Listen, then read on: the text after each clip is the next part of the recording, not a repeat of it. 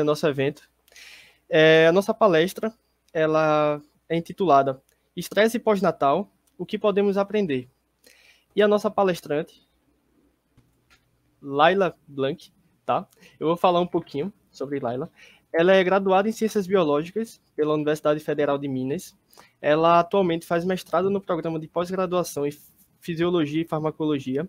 É membro do Laboratório de Neurodesenvolvimento e Evolução da UFMG.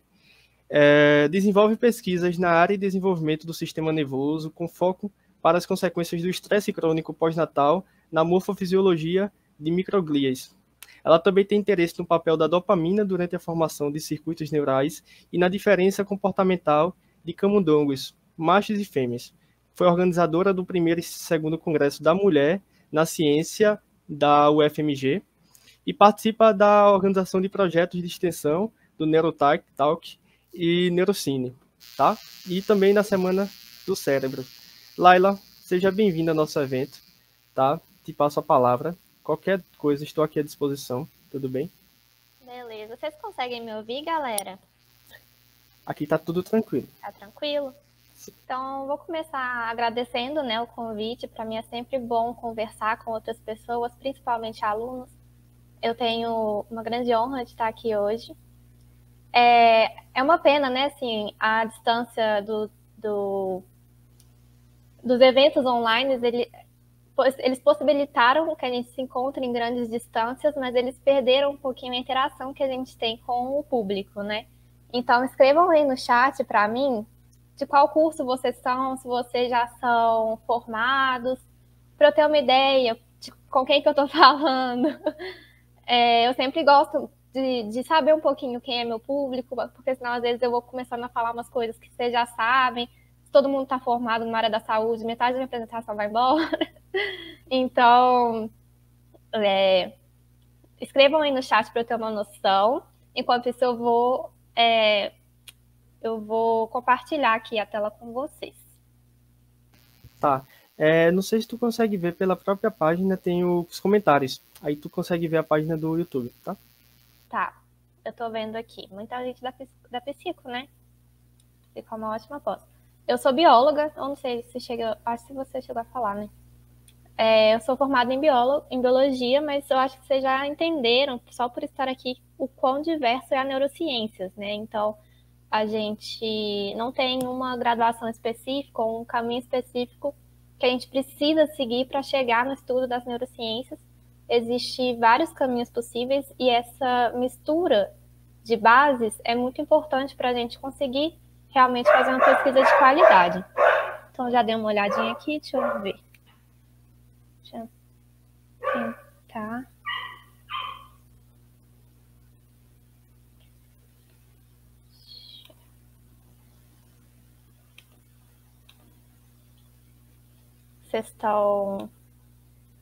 Vocês conseguem ver meus slides? Sim, conseguimos. Ok.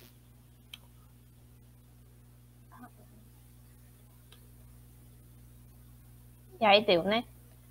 Vocês podem me falar, por favor, se vocês conseguem ver a minha mãozinha aqui no slide?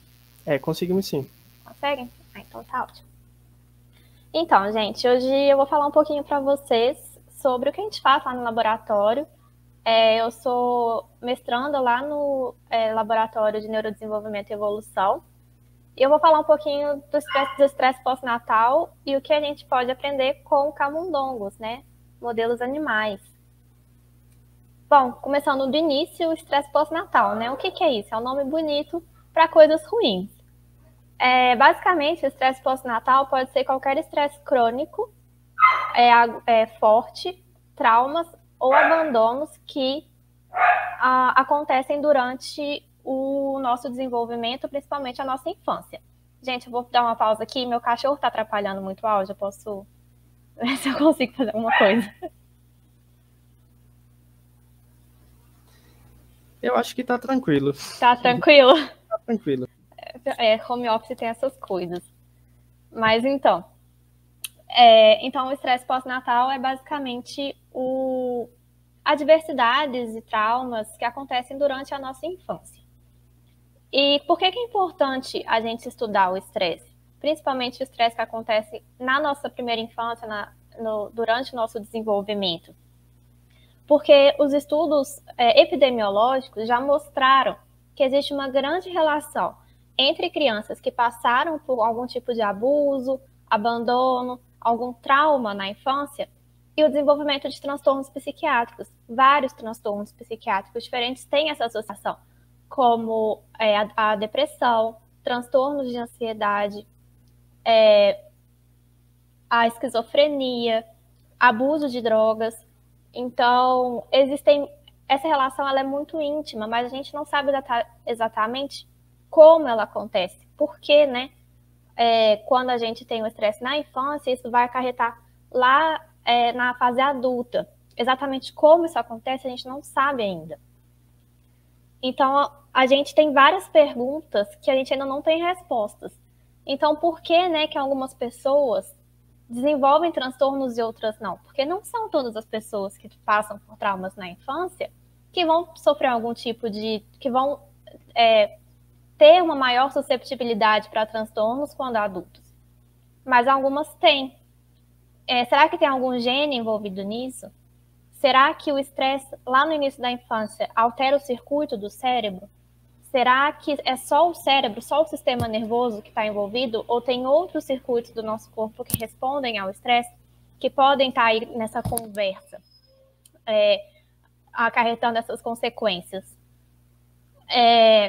Será que só o neurônio está envolvido? Não sei se você sabe, mas nosso cérebro ele não é feito só de neurônios. Quais células, então, são responsivas ao estresse?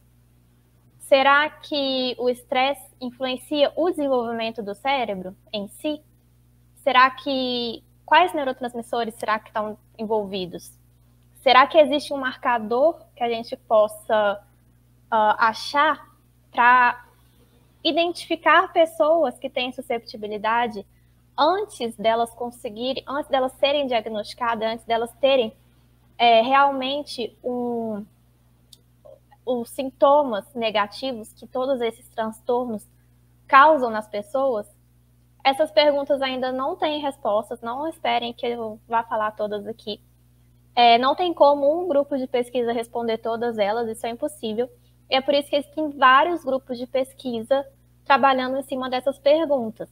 A gente olha para uma mesma coisa com lupas, com lentes um pouquinho diferente. E é importante a gente conversar para a gente saber o que eu achei, o que você achou, e construir um conhecimento melhor. Então, dando um spoilerzinho, aqui no nosso laboratório, a gente foca um pouquinho mais nessa parte de neurotransmissão. Será que o cérebro é o único sistema que está envolvido? E na parte do desenvolvimento em si, a gente quer saber como o estresse na infância pode modificar o cérebro ainda na infância para que a gente tenha essa susceptibilidade na fase adulta. Bom, e como que a gente estuda, então, o estresse pós-natal? Existem dois jeitos da gente estudar não só o estresse, mas qualquer transtorno desenvolvimental ou não. E, basicamente, é uma conversa íntima entre a ciência aplicada e a ciência básica. A ciência aplicada é aquela que a gente faz direto com o paciente. Então, a gente além das pesquisas de epidemiologia, né, a gente pode ver através de uma ressonância magnética como que está o estado funcional daquele cérebro. A gente pode fazer testes genéticos nessas pessoas. A gente pode coletar o sangue e fazer estudos com o material dessa pessoa ainda viva. Questionários, então tem muito questionário que tenta linkar o paciente já diagnosticado com o que ele sofreu na infância de uma maneira verbal, o próprio paciente relata, ou então os pais relatam. E existem também estudos pós-mortem, ou seja, depois que a pessoa morre, ela pode ter a opção, né, de doar o cérebro, e aí a gente consegue ver algumas modificações que existem nesse cérebro em relação a pessoas que não têm algum transtorno, né, ou o transtorno que está sendo estudado. Já a ciência básica, ela olha com uma lupa um pouco maior. Então, a gente consegue modular uma situação ou uma variável para a gente entender como ela vai influenciar no decorrer ou principalmente na formação de um transtorno, no início dele. A gente consegue ter um aumento maior, como se fosse uma lupa mesmo, e ver as coisas acontecendo mais no nível celular. A gente também pode fazer estudos genéticos, mas não só estudos, a gente pode fazer manipulações genéticas nos animais, para a gente conseguir estudar um gene específico. E a gente pode fazer também estudos de neurotransmissão, que são estudos muito detalhados, que nem sempre a gente consegue fazer no cérebro humano, nem no pós-mortem. Então, é importante que a gente tenha sempre essa conversa da clínica e da ciência aplicada com a ciência básica, para a gente regular um ao outro. Aqui no laboratório a gente trabalha mais com a ciência básica. Eu vou mostrar um pouquinho dessa parte para vocês. E eu já queria adiantar que você, independente do seu curso, você pode trabalhar na ciência básica ou na ciência aplicada. Então, depende muito de qual laboratório você vai entrar, como que você vai focar a sua graduação para esse norte. Mas é completamente fazível, assim, você ir para qualquer um dos dois ramos, independente da sua base. Mas na pós-graduação, numa especialização, você consegue fazer essa diferenciação e também dá para, se você for realmente avançar, né, ser neurocientista e ser, por exemplo, um acadêmico, você consegue trocar e fazer novos projetos de uma maneira, e novas colaborações de uma maneira mais ou menos fácil. Mas então a gente trabalha com a ciência básica e para isso a gente usa modelos animais. Ou seja, a gente usa alguns animais para estudar, para modelar alguns aspectos humanos. Todos os animais, ou células, ou na verdade, qualquer modelo que você utilizar, ele vai ter suas qualidades e seus defeitos. Então, vai ser sempre uma questão de escolher o melhor modelo para a sua pergunta. E não achem que a gente não consegue estudar coisas complexas em animais que não parecem com o ser humano. Mesmo animais bem basais, como os gastrópodes, eles podem ser modelos muito úteis dependendo da sua pergunta. A Aplysia, por exemplo, é uma lesma do mar e ela foi muito importante e ainda é um modelo muito, muito utilizado para estudar memória e aprendizado. Já o zebrafish, que é um peixe, ele tem crescido muito como modelo e a gente usa ele no nosso laboratório, inclusive. Não vou falar dele nessa apresentação, mas ele faz parte aí do nosso leque, né, de animais. E ele tem comportamentos sociais, existem modelos genéticos e farmacológicos para transtornos específicos em zebrafish. E ele tem um desenvolvimento rápido e quando ele é pequenininho, tipo nos estágios larvais dele, ele é transparente. Então é muito bom para estudar qualquer coisa desenvolvimental nele, porque é muito fácil de ver, de você realmente ver o que está acontecendo. Eu vou fazer um merchan rapidinho, porque nosso laboratório, junto com o laboratório de Natal, o Fish Lab, a gente está organizando esse congresso, o simpósio de zebrafish, que para quem tem interesse em outros modelos, em pesquisa básica, eu recomendo muito, porque ele está muito barato, vai ser online, então a gente não tem muito gasto, a gente colocou o preço lá embaixo, para ajudar mesmo, para que as pessoas tenham essa oportunidade de conhecer o zebrafish. E são, assim, os palestrantes são as referências do Brasil, vão estar falando lá. Então, para quem tem esse interesse, entra na página, não vou ficar muito tempo nisso, porque aqui nosso foco é outro. Com certeza, apesar de toda a gama que existe de animais disponíveis para a gente usar como modelo, o estudo de estresse e transtornos psiquiátricos, ele ainda tem uma prevalência grande de estudos em roedores, principalmente em camundongos e ratos. Ratos e camundongos, apesar deles serem parecidos, branquinhos, com rabinho, orelhinha, são diferentes. Eles são espécies diferentes, inclusive o rato é um predador do camundongo. Então, não é sempre igual, mas com certeza os dois são os mais utilizados atualmente. E eu vou focar um pouquinho no que a gente utiliza mais, que é o camundongo.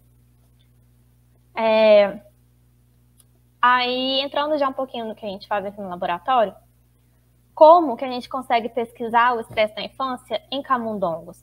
Porque é diferente, né? A gente, quando a gente trabalha com o animal e trabalha com o modelo, a gente não pode só pegar o que a gente tem no humano e fazer isso diretamente no camundongo. Porque a gente precisa de um paradigma que vai funcionar para aquela espécie. Então, o paradigma que funciona como estresse na infância para o camundongo é a separação maternal, em que a gente separa os camundonguinhos, tá? Esses pontinhos aqui, ó, cada um deles é um camundonguinho recém-nascido. E a gente separa eles das mães por algum tempo. Aí, nesse protocolo, a gente pode fazer ele separado ou juntinho. Lá no laboratório, a gente faz ele separadinho assim. A gente separa por 3 horas e depois devolve para a mãe. Isso nas primeiras 2 semanas de vida. E em 1980, eu acho que foi descrito a primeira vez que foi descrita, né, esse modelo. De lá para cá, a gente já viu que é um modelo muito efetivo para realmente modular o estresse na infância. Por quê? Porque o camundongo que passa por esse modelo apresenta alguns comportamentos que são típicos de transtornos neurodesenvolvimentais. Então, como assim? A gente tem o comportamento tipo ansioso e tipo depressivo. Como assim, Laila? O que é isso, tipo? Não é um tique de falar, é realmente tipo ansioso ou tipo depressivo, porque a ansiedade e a depressão em si são transtornos muito vinculados à fala, né? Quando você faz um diagnóstico, você não faz o diagnóstico só pelo comportamento em si ou pelos sintomas autonômicos, né, de sudorese que o corpo produz. A gente também faz o diagnóstico muito pelo que a pessoa está pensando, pelos pensamentos, pelo tipo de pensamento. E essa parte de pensamento a gente não pode fazer com os camundongos, porque a gente não tem como sentar eles numa cadeira e falar: oi, como vai ser o dia hoje? Não tem como. Então, a gente fala tipo ansioso e tipo depressivo porque alguns desses sintomas autonômicos ou sintomas mais básicos de medo, fuga, a própria ansiedade em si, sem o transtorno, ela é natural, né? Tanto do humano quanto do camundongo. Então, a gente consegue modular alguns aspectos no animal. Aí a gente fala tipo ansioso e tipo depressivo. Mais pra frente eu vou mostrar um pouquinho melhor para vocês. E além disso, talvez até mais importante, esse paradigma ele ele leva a algumas modificações que são similares às de pacientes que passaram pelo estresse na infância. Então, eu não sei se vocês já chegaram nessa parte do curso de vocês, se vocês têm essa noção, mas eu vou passar rapidinho pelo mecanismo do estresse, né? Então, quando a gente tem o estresse, a gente tem 2 vias principais de resposta. A primeira é a autonômica, que eu nem coloquei aqui, que é a liberação de adrenalina e de noradrenalina.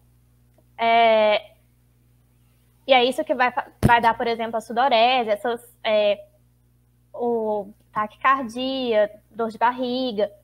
A maioria desses sintomas físicos é causado pela transmissão noradrenérgica.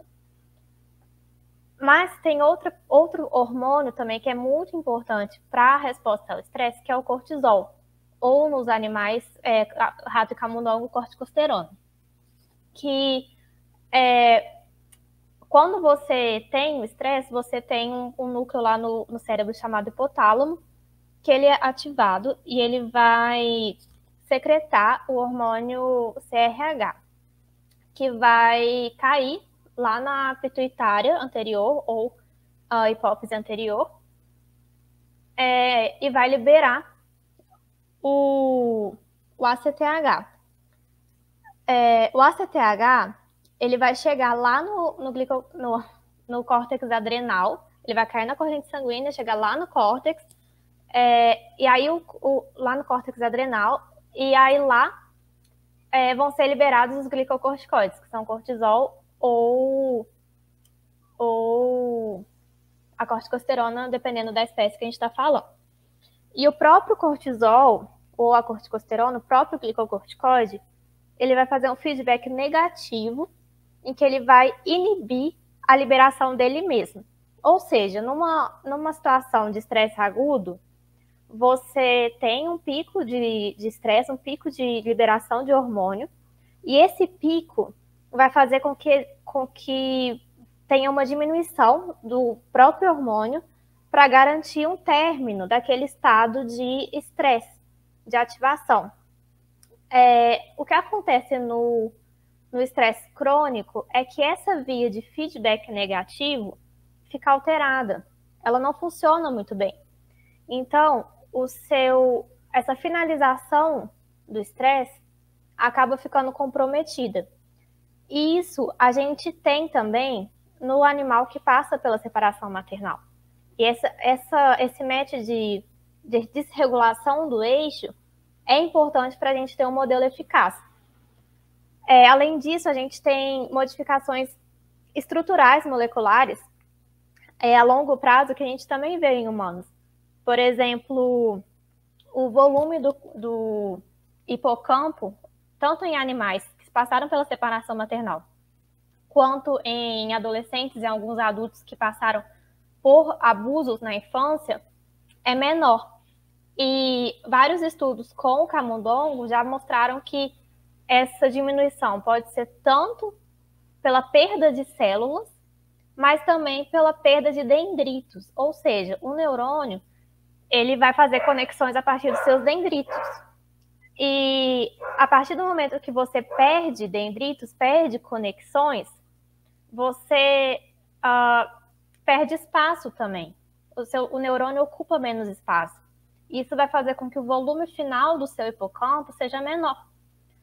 E as duas coisas, tanto a perda celular quanto a perda de dendritos, de conexões, leva a déficits cognitivos importantes, principalmente relacionados à memória, aprendizagem e ao próprio controle emocional também, porque o hipocampo tem essa relação com o controle emocional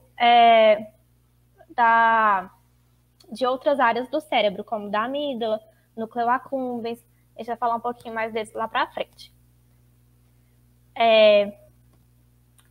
Então, a primeira coisa que a gente teve que fazer no nosso laboratório foi testar esse protocolo, porque ele já tinha sido descrito e a gente queria testar ele lá no laboratório. Só que com a diferença de que ele foi descrito em machos.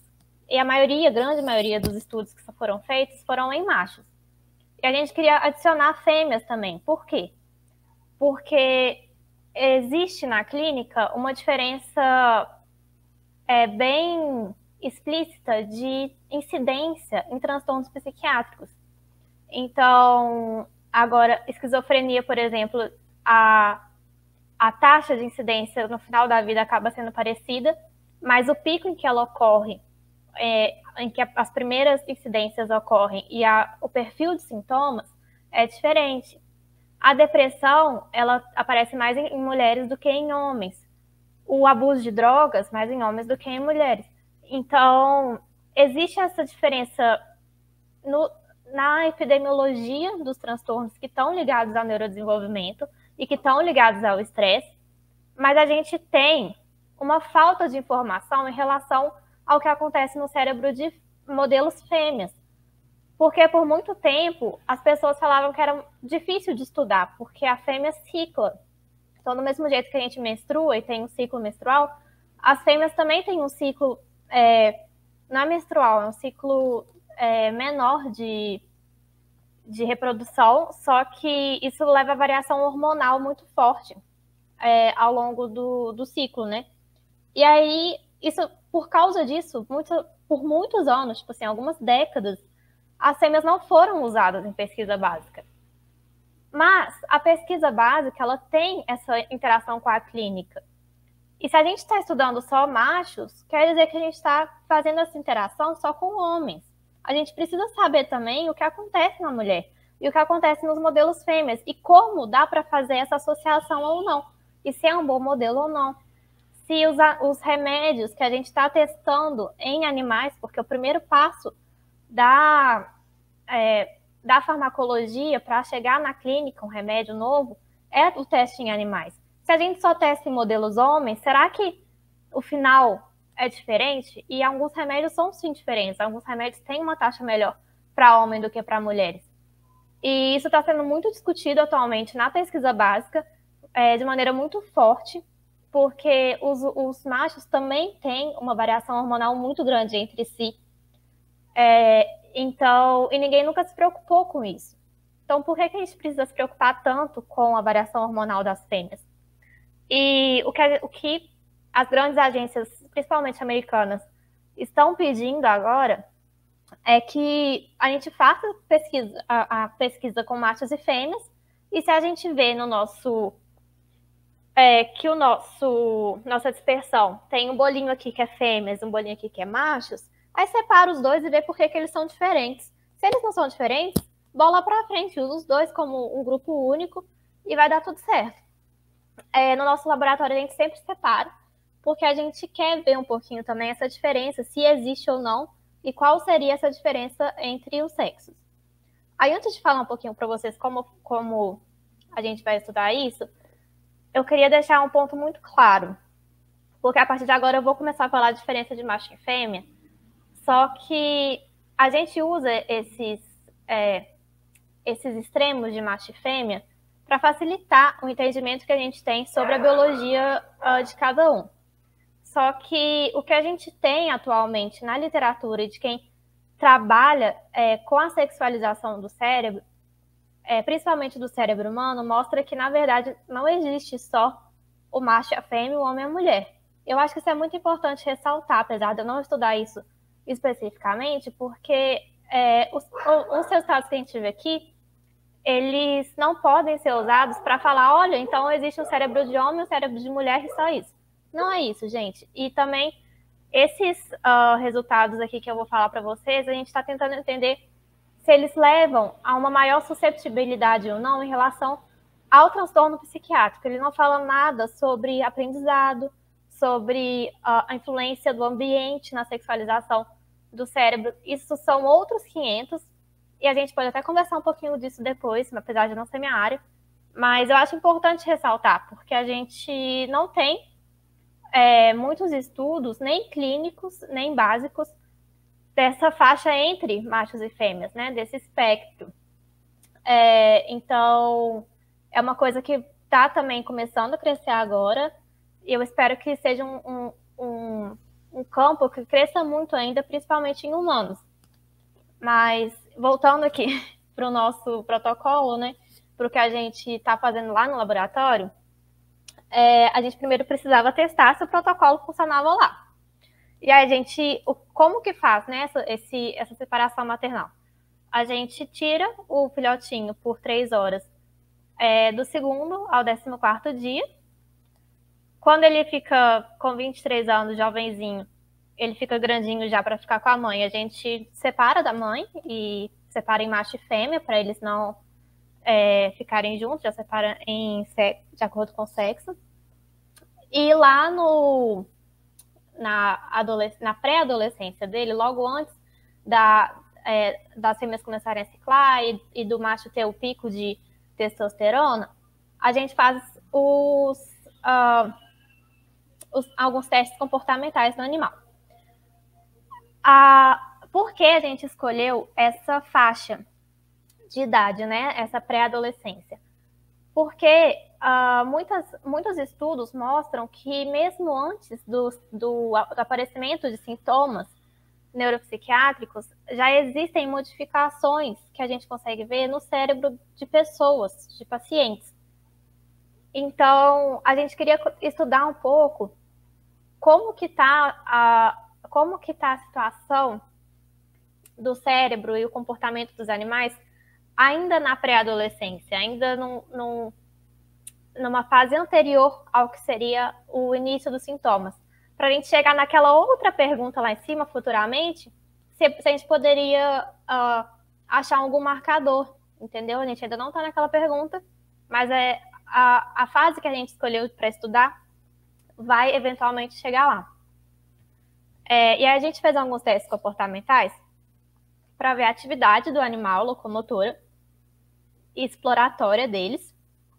Esses 3 aqui, campo aberto, caixa clara escura e labirinto, eu vou explicar para vocês. A gente usa para ver o comportamento tipo ansioso, a neofagia também, e tem um aqui que eu esqueci de colocar, que é o nado forçado, que é para ver o comportamento tipo depressivo. Mas eu vou explicar todos eles para vocês, fiquem tranquilos. Aí aqui é um dos comportamentos, eu queria mostrar um videozinho para vocês. Vocês conseguem ver a minha tela? O vídeo? Conseguimos sim. Deixa eu ver se... Aqui ele tá passando. Ou tá travado? Ele tá se movendo, sim. Tá, perfeito. Então esse aqui é o labirinto em cruz elevada. Ele é uma cruz elevada do chão. A gente coloca o camundongo aqui no meio e ele tem que escolher explorar os braços fechados ou abertos. E qual que é a ideia desse teste? O camundongo, ele naturalmente é curioso. Então, ele vai querer ir nos braços abertos, explorar para ver o que tem ali. Só que ele também tem medo desse lugar. Ele é um lugar aversivo para ele. Enquanto ele fica confortável nos braços fechados, porque tem uma paredinha para ele encostar, e aí ele tem o comportamento de tigmotaxia, que é ficar nos cantinhos. E a gente conta, então, qual tempo ele passa em cada braço e alguns outros comportamentos que ele faz no labirinto. Então, isso aqui que ele acabou de fazer, ó, tá olhando lá para o chão. É um comportamento de exploração. Quando ele levanta aqui na borda, é um outro comportamento de exploração. Quantas vezes ele vai lá na extremidade, porque a extremidade ele tem que ser muito corajoso para ir. É um outro comportamento. E o que a gente vê é que quando o animal está mais ansioso, com comportamento mais tipo ansioso, ele quase não vai nos braços abertos. Ele fica muito nos braços fechados, explora muito pouco. Porque ele quer ficar confortável. Ele não quer se expor. E é isso. São 6 minutos de vídeo, não vou passar tudo para vocês. Mas esse é o nosso camundongozinho, muito fofinho. Tá? Andando por aí. E não saiu. Aqui tinha uma fotinho de como que a gente analisa, mas não saiu. Depois eu falo para vocês. E o que a gente viu? Foi que nas nossas análises, a gente viu que a separação maternal que a gente usou aumenta o comportamento tipo ansioso só de machos. Então, a gente usou 3 principais...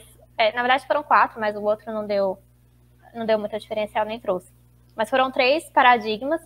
Um chama campo aberto, em que o animal fica... A gente só coloca ele numa caixa cilíndrica de acrílico e deixa ele explorar. E é uma caixa que ele se sente mais confortável nos cantos e menos confortável no centro.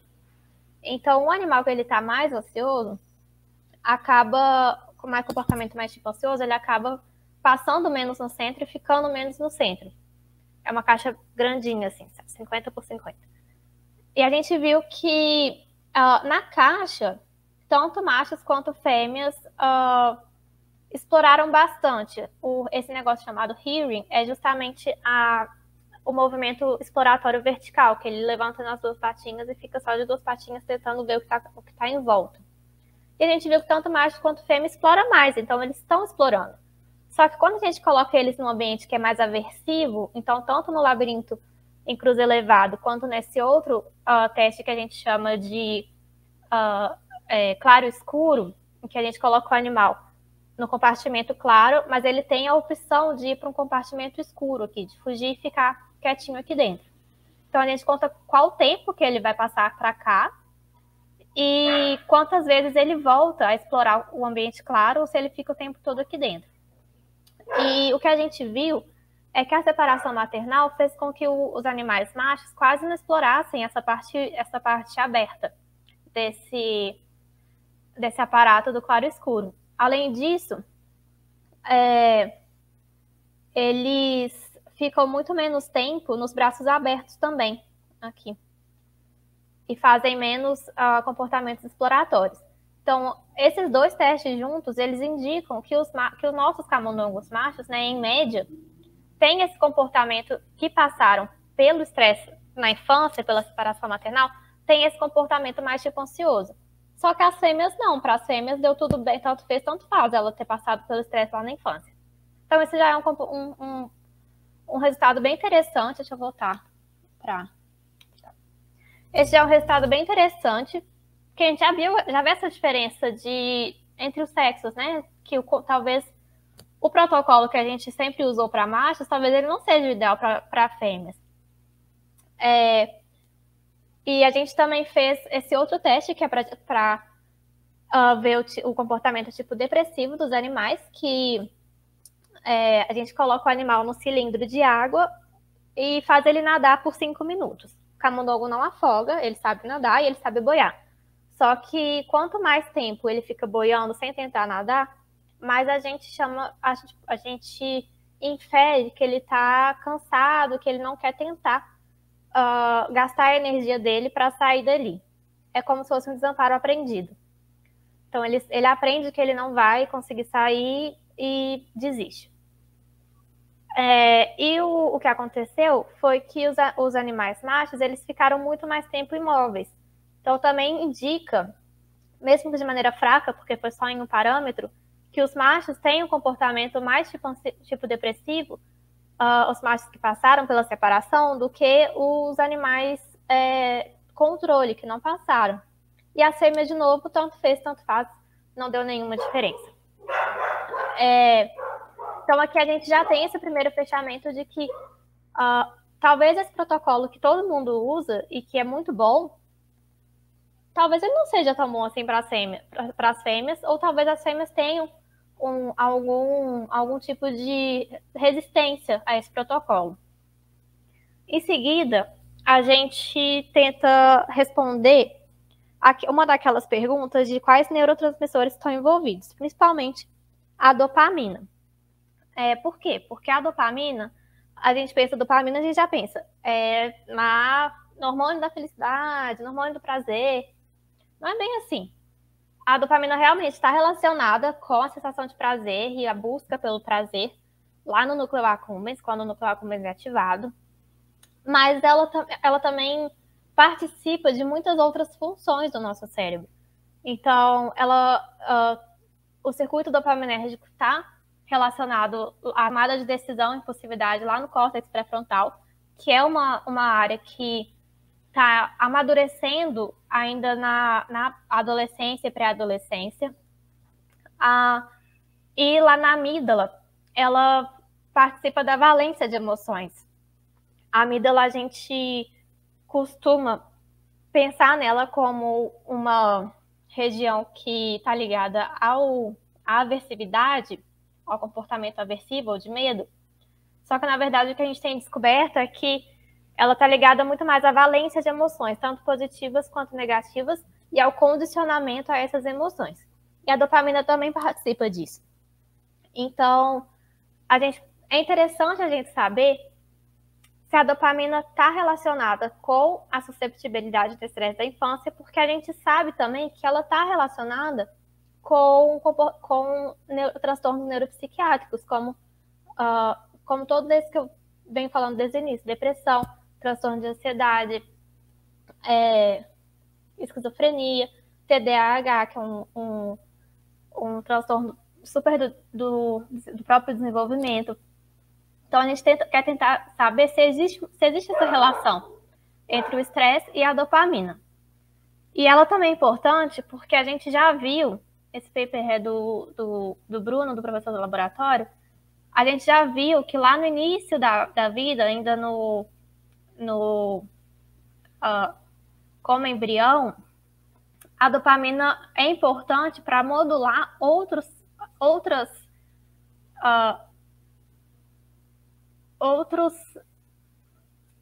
neurotransmissores.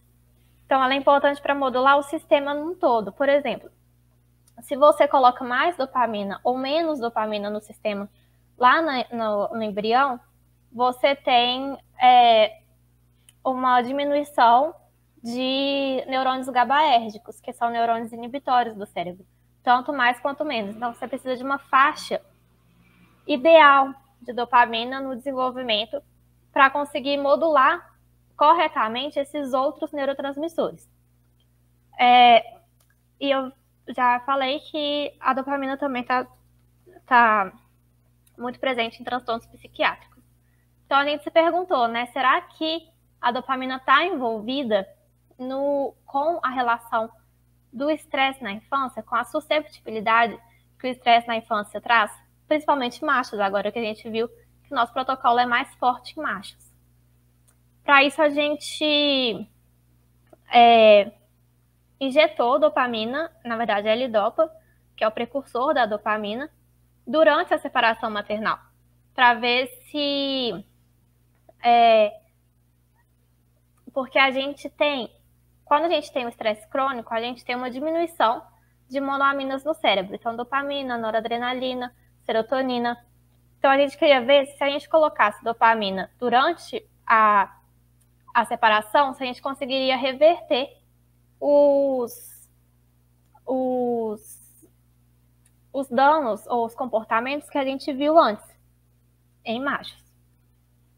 E, na verdade, a gente viu que esse aumento do tônus dopaminérgico, da ativação dopaminérgica, ela levou a um comportamento exploratório em fêmeas. Então, as fêmeas começaram a explorar mais, mas não modificou o comportamento de machos. Então, nesse novo protocolo, os animais que passaram pela separação e os animais que passaram pela separação mais dopa tiveram muita pouca diferença entre si, e em machos não teve diferença nenhuma.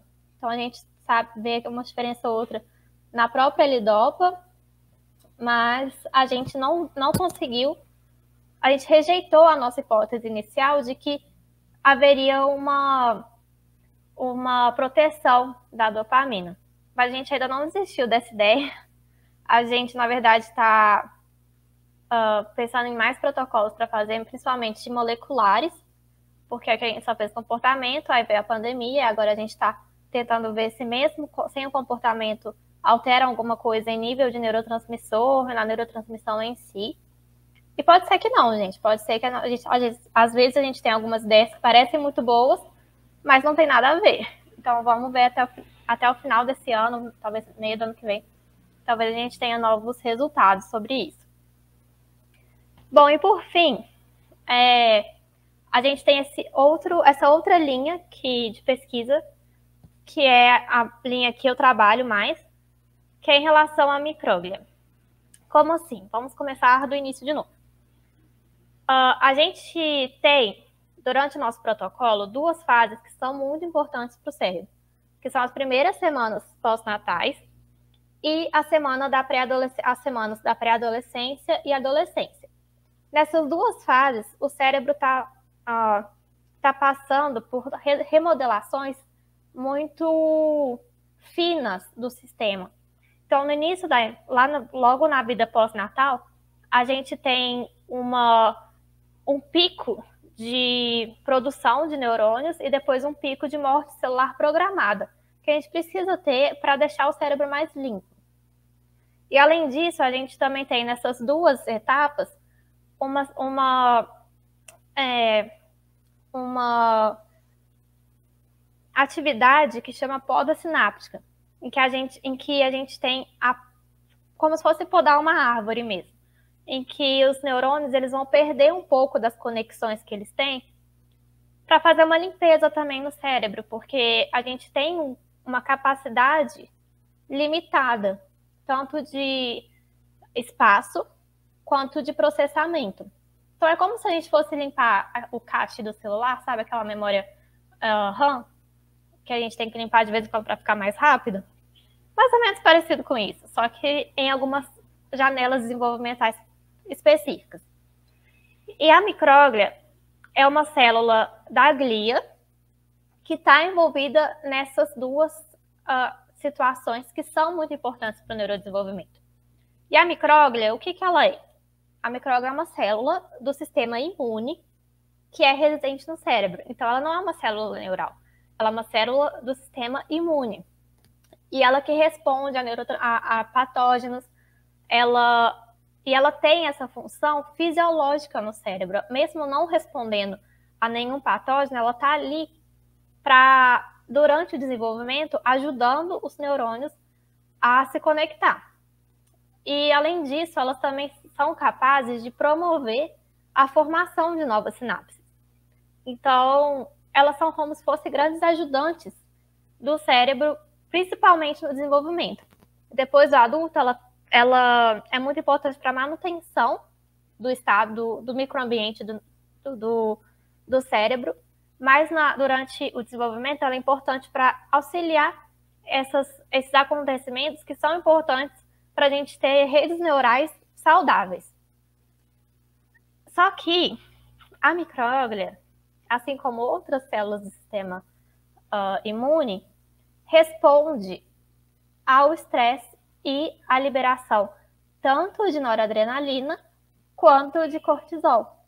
Lembra lá que eu falei para vocês que o estresse ativa lá a via do cortisol e o estresse crônico e no estresse crônico essa via está desregulada? Então, essa desregulação, ela pode impactar a micróglia. E mais do que isso, a gente tem uma associação muito importante da micróglia em regiões que controlam a via também. Então, hipocampo, amígdala, córtex pré-frontal. A gente tem muito estudo de micróglia nessas regiões. Então, pode ser que uma coisa fique retroalimentando a outra. Então, tem uma desregulação da micróglia, a micróglia desregula o meio desregula a via, e isso vai se retroalimentando. Então, como a gente tem a gente está estudando essas duas janelas desenvolvimentais em que a micróglia é muito participativa, eu queria ver no meu mestrado se a micróglia responde ao estresse na infância, né? Ou se não. Às vezes ela não tinha nada a ver. E o que eu vi, para isso, né, na verdade, eu fiz o mesmo protocolo que a gente já tinha feito antes, só que em vez de fazer comportamento, eu fui logo depois da separação maternal e lá na nossa fase de pré-adolescência, eu olhei no microscópio como que estão essas micróglias. Então, eu usei um animal que tinha a micróglia já fluorescente, naturalmente. Aí a gente usou no microscópio e eu olhei o hipocampo ventral, que é a parte do hipocampo que está muito relacionada com esse controle emocional e controle do eixo HPA, que é o eixo do cortisol. E o que eu vi foi que, primeiro, machos e fêmeas, eu quis ver se existe essa diferença. A gente já tem na literatura alguns trabalhos com machos e fêmeas em relação à micróglia e mostrando que não é muito igual, assim. Existem várias diferenças entre um e outro. E o que eu achei no meu trabalho é que realmente existe essa diferença. A gente também viu, tanto na densidade do hipocampo, quanto na morfologia. Então, o tamanho das células de fêmea no P15, na verdade, é diferente das de macho. E a separação maternal foi um pouco chocante esse resultado, porque a gente estava esperando algo nos machos, porque os machos respondem à separação maternal, as fêmeas não. Só que o que a gente viu foi que só as fêmeas mudaram o perfil de micróglia que a gente viu, ou que a gente analisou no nosso projeto. Então, só as fêmeas que mudaram a morfologia em resposta ao estresse das suas micróglias. Tanto em relação à complexidade quanto ao tamanho celular. E o que a gente viu foi que essas células ficaram mais próximas das dos machos.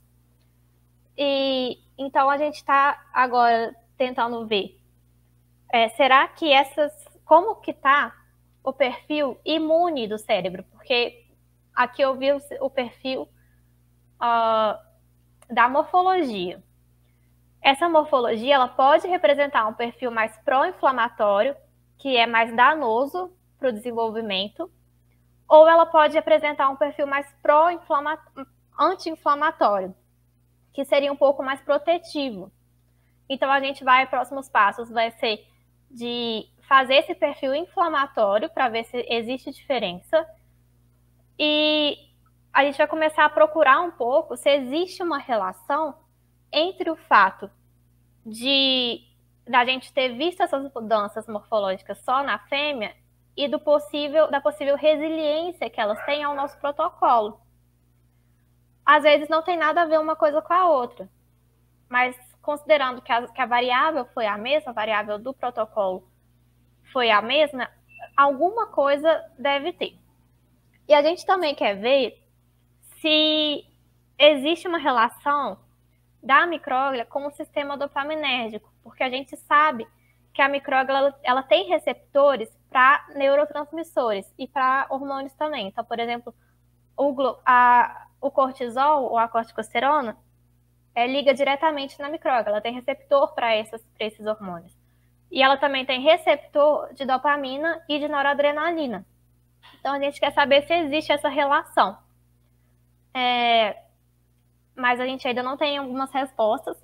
E vou terminar por aqui, eu talvez, nem sei que horas são, acho que eu passei um pouquinho do tempo, mas eu queria trazer um pouquinho do que a gente faz no laboratório para vocês, mostrar que a ciência básica ela é importante, porque se a gente não souber como as coisas, como o cérebro funciona e o que está diferente nos animais que passam por estresse ou nos humanos que passam por estresse, se a gente não souber isso, dificilmente a gente vai saber como se formam os transtornos neuropsiquiátricos. Porque é importante a gente saber controlar esses transtornos, mas é importante a gente saber como eles se formam também. E a gente faz mais essa parte inicial. Esse é o nosso grupo. Esse aqui do meio é o Bruno Rezende, ele que é o professor responsável pelo laboratório. Vocês podem encontrar a gente no Instagram pelo Neurodev. Meu Instagram é Laila na Ciência e meu e-mail é o meu nome completo, @gmail.com. E esses dados que eu mostrei foram principalmente meus dados e os dados da Ana Luísa, que acabou de defender o doutorado dela. Então, é isso. Deixa eu ver aqui. Acho que foi bem tempo, né? Para eu conseguir responder algumas perguntas. Foi perfeito.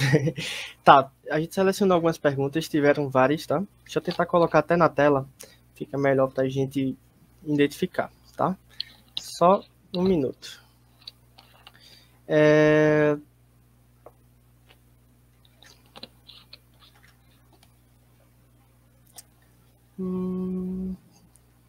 Tá, Ingrid, ela perguntou, como são as questões éticas atualmente na pesquisa com animais? Essa pergunta é muito importante, Ingrid, porque quando a gente fala em pesquisa com animal, muita gente treme, né? Fala, meu Deus, coitado do bichinho. Sim e não. Na verdade, a gente tem no Brasil um comitê de ética muito forte, que está crescendo, não é o melhor do mundo, mas está crescendo e está se fortificando muito, de uma maneira que a gente não pode começar nenhum projeto usando animais, principalmente vertebrados. Invertebrados ainda, inseto ainda não tem comitê para isso, mas vertebrados, peixe, camundongo, primatas, qualquer um deles, você precisa, primeiro, antes de tocar no animal, enviar o seu projeto para o comitê de ética aprovar. Sem a aprovação do comitê de ética, você não defende, você não publica, você não faz nada. E se você estiver fazendo o seu experimento sem a aprovação do comitê de ética, provavelmente você pode sofrer um processo. E no comitê, para mandar para o comitê, a gente tem que ser muito detalhista. Então, assim, exatamente o que a gente vai fazer com o animal, quando que a gente pega, quando que a gente, como que a gente faz as coisas, qual a concentração de anestesia que a gente precisa usar, como que eles vão ficar armazenados, assim, maravilha, qual temperatura, qual tudo, sabe? E a legislação também, ela também diz respeito aos biotérios. Existem pessoas que vão, os biotérios que estão cadastrados são legais, né? Eles vão fazer as visitas para ver se está tudo em ordem, para ver se o lugar está limpo, se o lugar está minimamente aceitável dentro das condições que um animal precisa ter. Eu sou uma pessoa assim que eu acho que no Brasil ainda falta um pouco como tudo, né? Como várias outras coisas no Brasil, falta um pouco como chama?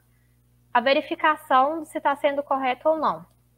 Mas você pode denunciar. Se você vê que alguém não está seguindo o protocolo, que algum animal está sendo maltratado, você pode denunciar para o comitê.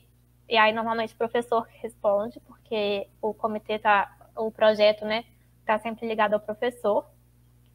E a gente também responde por maus tratos, né? Se a gente estiver fazendo algum procedimento de maus tratos, existe a lei de maus tratos animais que a gente pode ser denunciado também. Eu sou uma pessoa que eu prezo muito, assim, muito mesmo, pela qualidade de vida dos meus animais, até porque eu trabalho com estresse.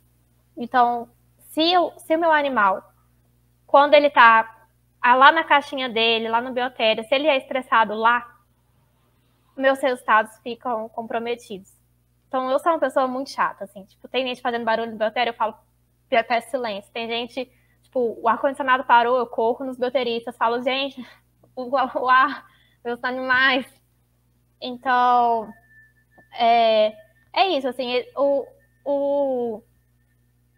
a nossa legislação quanto a isso, ela é recente, mas ela tem crescido muito, assim, comparado, eu acho que ela é da época do Lula.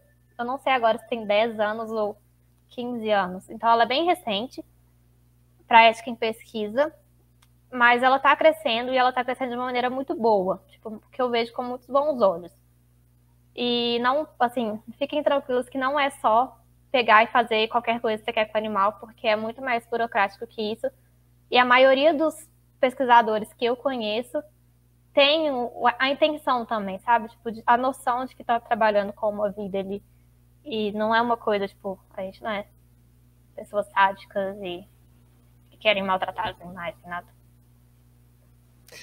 Legal. Eu acho que nessa mesmo viés da pergunta de Ingrid, o Breno ele falou, fora o estresse, não há sofrimento animal, né? Não, não. Não, porque o sofrimento, ele teria que ser um protocolo muito mais cruel e provavelmente nem passaria tipo assim, para ser um trauma, por exemplo, nem passaria pelo comitê de ética. E além disso, questão de dor, por exemplo, influencia muito nos circuitos neurais também, de uma maneira diferente do que o trauma psicológico. Então, nem daria, sabe, para mesmo se fosse viável, tipo, eticamente viável, não teria como fazer essa pesquisa com esse tipo de coisa. Mas não tem, não. Não tem. Eles só ficam tristezinhos, estão longe da mãe. Inclusive, enquanto eles ficam longe da mãe, a gente deixa eles no banho-maria, para eles ficarem quentinhos e não sofrerem hipotermia. Porque eles não têm pelo ainda, né? Então, até essas coisas a gente precisa ter cuidado. Legal. Tem mais uma pergunta aqui. É de Maria Carolina. Ela falou: existe alguma explicação para existir tanta diferença nos resultados entre fêmeas e machos? Sim, existem várias explicações, na verdade. Eu não consegui entrar muito nisso, que eu achei que não dá tempo. Mas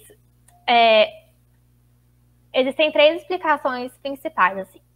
A primeira é os próprios hormônios sexuais. Apesar da faixa que a gente está estudando, tanto os 15 dias quanto os 28, 30 dias, a gente não tem uma influência muito grande dos hormônios sexuais. Mas, lá no início da vida, mais ou menos na primeira semana pós-natal, e nos primeiros dias pós-natais, eu acho que em humanos, a gente tem um pico, não, na verdade, na última semana, eu acho, pré-natal, em humanos. A gente tem um pico de testosterona em machos que não é seguido por um pico de estrógeno em fêmeas.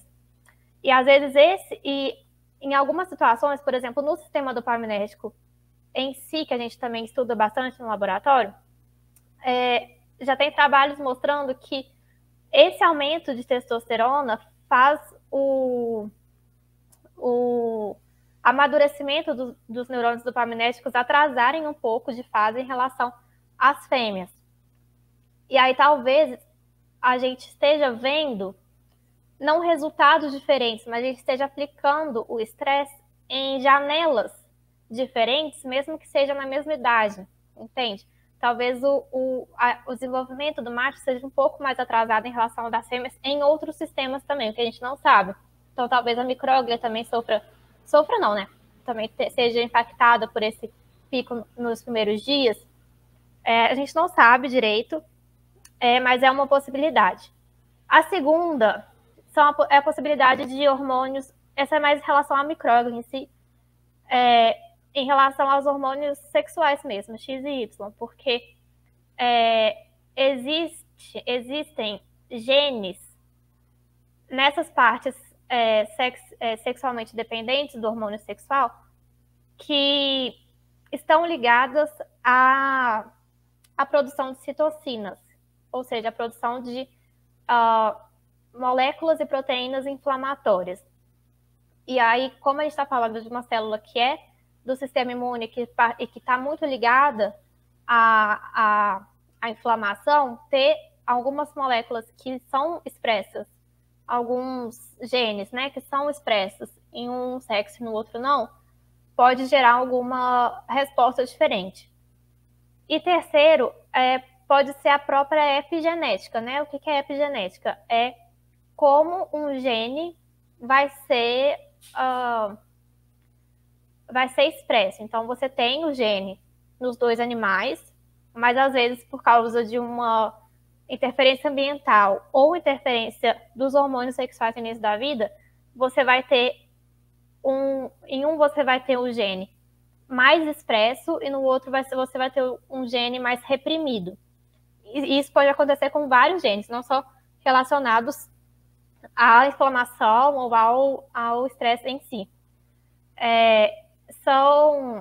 Igual eu falei, o estudo com fêmeas, ele é recente. Na verdade, é engraçado, porque na década de 90 tinha muito estudo com fêmea. E aí parou, e agora está voltando. Então, a gente está começando a construir esse quebra-cabeça. E também tem um outro raciocínio, que eu li até outro dia um artigo sobre isso, que é muito interessante, que ele diz que, às vezes, você tem molecularmente, na lente molecular, quando você olha lá no neurônio, na forma da micróglia, na quantidade de receptores dopaminérgicos, às vezes você tem diferença nessa fase molecular, nessa ótica molecular, mas você tem essa diferença justamente para ter funções parecidas. Então, às vezes você tem circuitos divergentes que convergem para o mesmo ponto no final.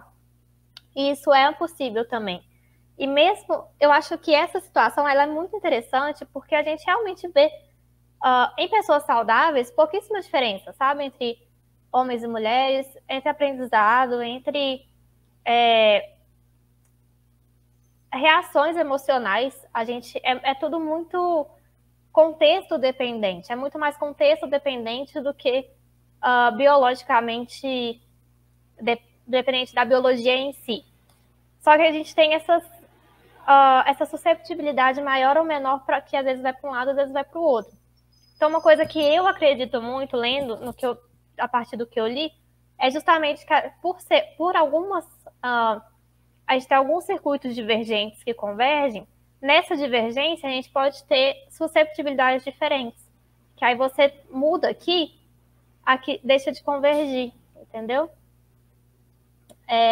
Então é mais ou menos isso, existem algumas explicações, e igual eu falei durante a minha apresentação, isso não implica um cérebro masculino ou um cérebro feminino, tá? Fiquem, tomem muito cuidado com isso, porque eu tenho muito cuidado com isso, porque eu sei que existem pessoas que pegam esse tipo de resultado, esse tipo de trabalho, para justificar a transfobia. Vou ser muito, muito direta aqui, sem papas, mas é porque a gente precisa ter cuidado, entendeu?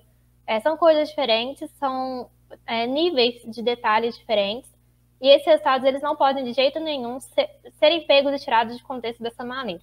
Então eu gosto de ressaltar isso. Perfeito, Laila. Já encaminhando para o fim, a gente tem uma última pergunta, que é de Carol também, que ela pergunta se você acha que é possível que um dia esse tipo de pesquisa deixe de ser com animais? Bem profundo, né? Eu acho muito difícil. O que eu acho que está convergindo é usar modelos alternativos de animais, igual o zebrafish, que ainda é um vertebrado e tal, mas ele é mais fácil mexer com ele, assim, do que mexer com o camundongo. E existem vários modelos que estão sendo aprimorados em relação a modelo celular e a modelo computacional. E eu acho que esse tipo de modelo vai substituir muitas das coisas que a gente faz. Isso eu acho. E eu acho também que vai direcionar um pouco. Então, muitas das perguntas que a gente tem, provavelmente daqui a algum tempo, quando a gente tiver alguns softwares de Big Data, de Machine Learning, provavelmente a gente vai conseguir ter algumas respostas direcionadas para a gente fazer menos... para a gente usar animais de uma maneira mais assertiva, eu diria. Mas é muito difícil a gente deixar de usar o animal, porque todas essas coisas alternativas dependem muito do que a gente já sabe. E o cérebro, a gente ainda não sabe muita coisa. Tipo, não tem como a gente modular uma coisa que a gente não sabe. Por exemplo, para um programa de computador.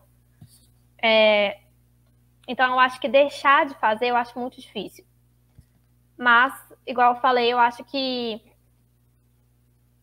diminuir a ponto de deixar mais assertivo é uma coisa que eu espero que aconteça. E que eu acredito que a gente vai ter a tecnologia para isso em alguns anos. Algumas décadas, talvez. Laila, nesse momento final, queria te agradecer pela presença. Com certeza foi uma palestra muito rica. A gente consegue observar até pelos comentários aqui do Instagram. Eu vou até que jogar algumas aqui para tu ter a noção. Obrigada, gente. E alguns feedbacks que os participantes estão enviando. E queria realmente te agradecer pela presença, tirar esse tempinho para vir falar com a gente, tá? E tu tem algum momento agora para falar o que tu desejar, tá? Eu queria agradecer de novo a presença, né, o convite. Quem tiver dúvida e quiser conversar, eu sou muito aberta, podem mandar ou e-mail ou mensagem no Instagram. Eu vejo mais no Instagram do que no e-mail. Eu respondo mais no Instagram, porque o e-mail eu uso muito para coisa institucional. Mas para pedir referência, assim, eu super respondo. Gente, e assim, a neuro é linda.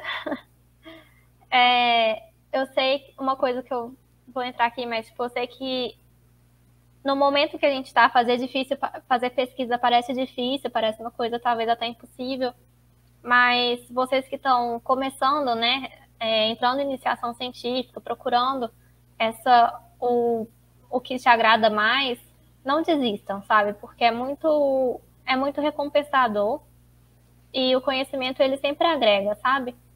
E o tanto de coisa que a gente aprende conversando com outras pessoas, com outros cursos, com outras especialidades, é sempre muito bom. Tipo, é uma profissão muito boa, apesar de todos os pesares. E se vocês gostam disso, assim, vão atrás, porque vale a pena os perrengues que vocês vão passar. É isso. Muito obrigado, viu, Laila? Estamos também à disposição. Qualquer coisa, você E tem um contato aproveitem da gente. esse evento que ele tá muito bom. Eu tava olhando lá as palestras que vão ter. A gente vai divulgar o teu simpósio também, tá? O que tu divulgou lá no meio da palestra. Divulga, por favor.